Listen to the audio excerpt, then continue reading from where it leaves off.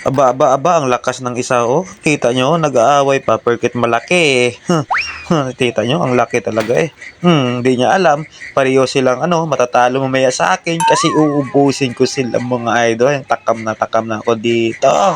Pinalangoy ko na nga itong sibuyas, bawang at luya dito sa pinainit nating mantika mga idol. Hintayin na lang natin magkulay ginto yung bawang dyan mga idol. Tapos ilagay itong crabs natin. Halo-halo itong mga idol. May kalantugas, may kasag at yung ano pa. Basta crabs mga idol. Medyo matagal-tagal din tayo hindi nakatikim nito mga idol. Kasi nga araw-araw tayong gulay. Buti nga lang nakatambay ako kanina sa labas at naisipan ko talagang napalingki day ngayon. Kaya sumakay na tayo ng tricycle at pumunta ng palengke. At ito talaga yung hinahanap natin. At sa kakahalo ko nga dito mga idol. Ayan, unti-unti na silang transform, ayan, naging kulay red na silang lahat. Kung nakikita nyo yung mga tiyan, mga idol, naninilaw, nako, sobrang taba siguro niyan, mga idol, no? Nako, gamot talaga sa high blood yan.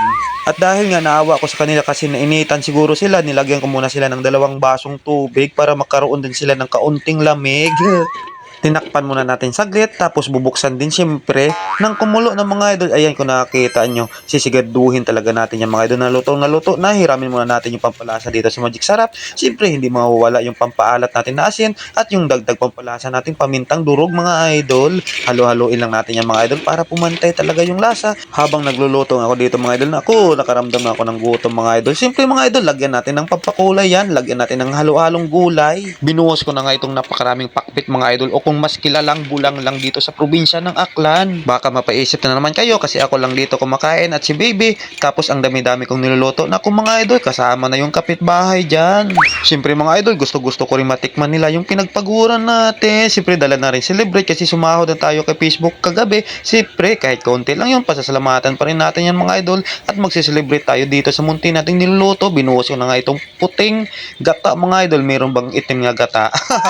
Ayan mga idol, yan talaga yung pinaka-highlight, yung gata mga idol. Naku, napakasarap talaga nito mga idol. Halo-haloin lang natin yan mga idol hanggang sa lumambot talaga yung gulay natin. Siyempre half cook lang yan para mas maganda. Takpan lang natin yan mga idol in 3 minutes. Bubuksan agad ng kumulo na okay na yan mga idol. Okay pa sa alright. Kung nakikita nyo mga idol, sinipirit ko na kasi para sa kapitbahay mga idol at para sa akin, ito kakainin na. Siyempre, pasalamatan muna natin si Lord bago kumain mga idol. Tara mga idol, kainan na. Ang sarap talaga sa pakiramdam mga idol na natitikman mo o nakakain mo na yung pinagpaguran mo mga idol. At siyempre, hindi lang yun, makashare ka pa sa ibang mga idol. Siyempre, magpapasalamat din sila. Siyempre, masaya tayo kahit munting o kunting pasalamatan lang yung marinig natin na galing sa kanila. Nako, nakaka-inspire na talaga yung mga idol. Kaya ganado talaga tayo mga idol. Siyempre gusto ko rin i-shoutout yung mga idol natin na nakita natin kanina sa palengke. Ayan mga idol, tigutin ko talaga sa inyo. At siyempre may pa-sticker tayo sa kanila mga idol. Tigutin ko talaga sa patuloy ninyong suporta. At sa mga kumukontak pa sa atin, nagko-comment at nagchat-chat sa atin, nahihingi ng sticker, magkita-kita din tayo soon mga idol. Kaya hanggang dito na lang muna yung video natin mga idol. Kung nagustuhan ninyo yung ganitong content mga idol, isang share naman at isang puso dyan.